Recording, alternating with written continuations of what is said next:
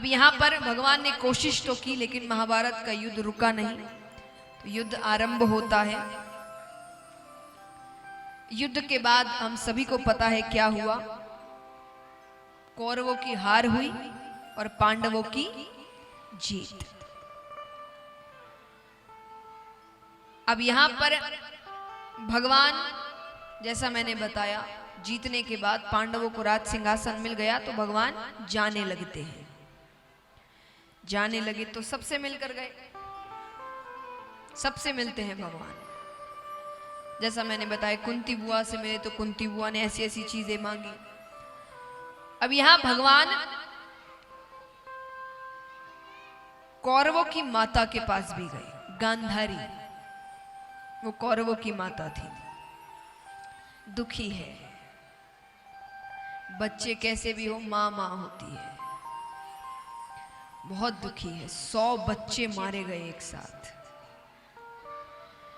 भगवान जाते हैं। भगवान कहते हैं कि मैं विदा ले रहा हूं, सोचा आपसे मिलता जाऊंगा। माता कहती है मेरे बच्चे तुम्हारी वजह से मरे। भगवान कहते मैंने क्या किया? बोले तुमने ही तो सब किया है। कोई मूर्ख होगा जो ये ना समझे कि ये पूरा युद्ध सिर्फ तुमने किया है। तुमने मेरे बच्चों को मारा। तुम चाहते उनको बचा सकते थे। अरे उनको बचाते छोड़ो, वो बात तो अलग है।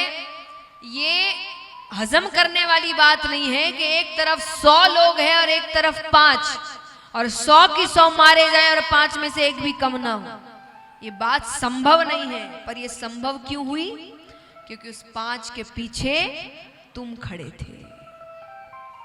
तुम नहीं होते ना, उनमें से एक नहीं बचता। अब वो इतनी क्रोधित है इस बात पर कि अंत में माता ने कहा मेरा पूरा वंश खत्म हो गया।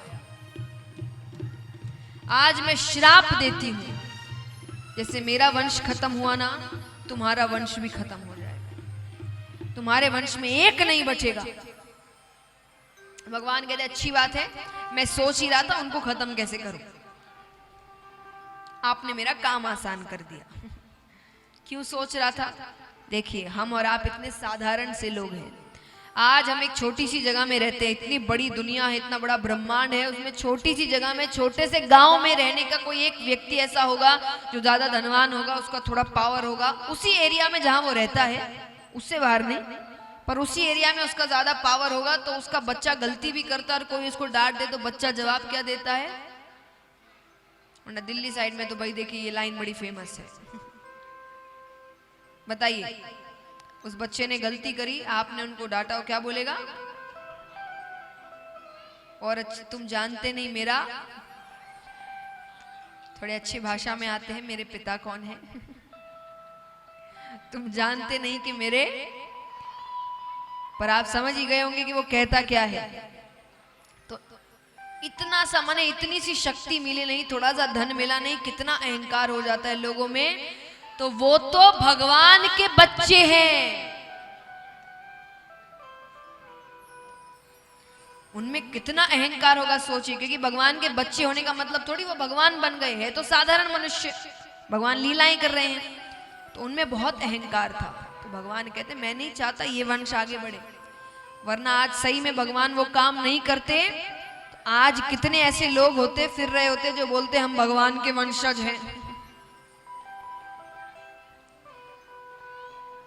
तो हम है ही ऐसे, मनुष्य ऐसा ही है। वो गलत काम भी करते और जवाब में क्या मिलता? हम भगवान के वंशज है। भगवान कहते हैं मुझे किसी को नहीं बनाना ऐसा, मेरा कोई वंशज नहीं। तो इसलिए भगवान कहते हैं मैंने यही सोच रहा था उनको खत्म कैसे करूं, पर आपने श्राप देकर काम आसान कर दिया। अब सब अपने आप हो जाएगा, क्योंकि आपका श्राप तो असर दिखाएगा। अब वही काम हुआ। यहाँ पर बच्चे, पुत्र पौत्र इत्यादि खेल रहे थे। दूर देखते हैं कि बड़े बड़े ऋषिगण बैठे हैं, और बड़े बड़े माने सच में बड़े, गर्ग ऋषि, कौंडल्य ऋषि, दुर्वासा ऋषि, सब किसी बात पर चर्चा कर रहे हैं। बच्चों ने कहा थोड़ा हंसी मजाक करते हैं।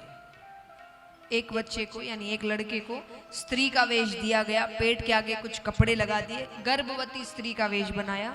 वो जाते हैं ऋषियों के पास, जाकर कहते हैं कि मेरी पत्नी गर्भवती है, जरा बताना इसके पेट में बच्चा लड़का है कि लड़की, उनसे क्या छिपा है।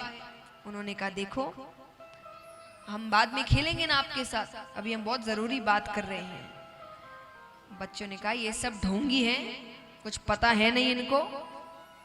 फिर भी उनको क्रोध, सोचे ऋषियों को कितनी जल्दी क्रोध आता है, पर भगवान को इसी बात का डर था। वो क्रोध क्यों नहीं कर रहे, ऋषि क्रोध क्यों नहीं कर रहे, भगवान के बच्चे हैं, इनको कैसे कुछ कह दे।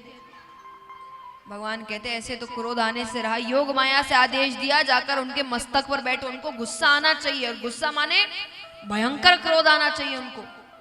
योग माया ऋषियों के मस्तक पर बैठती है, उनको बहुत क्रोध आता है। क्रोध में आकर उन्होंने कहा जिस गर्भवती स्त्री का तुम वेश बनाकर रखे हो ना, हम श्राप देते हैं उसी गर्भ की जगह एक लोहे का मूसल निकलेगा और वो तुम्हारे पूरे वंश को खत्म कर देगा। बच्चे डर गए, पेड़ के पीछे जाके कपड़े उतारते हैं, सच में पेट के आगे जो कपड़ा लगाया था उसकी जगह एक लोहे का मूसल निकलता है।